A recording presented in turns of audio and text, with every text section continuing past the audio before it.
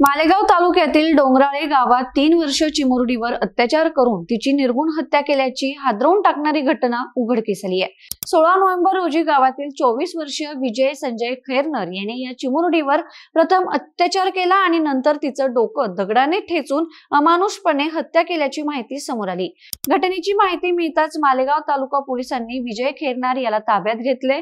या भयानक घटनेमुळे परिसरात भीती आणि प्रचंड रोषाचं वातावरण पसरले। पोलीस प्रकरणाची अत्यंत गांभीर्याने चौकशी करत आहेत। दरम्यान पीडित मुलीचा मृतदेह जेव्हा तिच्या राहत्या घरी आणला त्यावेळी एकच आक्रोश झाला। प्राथमिक तपासात आरोपी विजय खैरनारचे मुलीच्या वडिलांसोबत भांडण झालं होतं।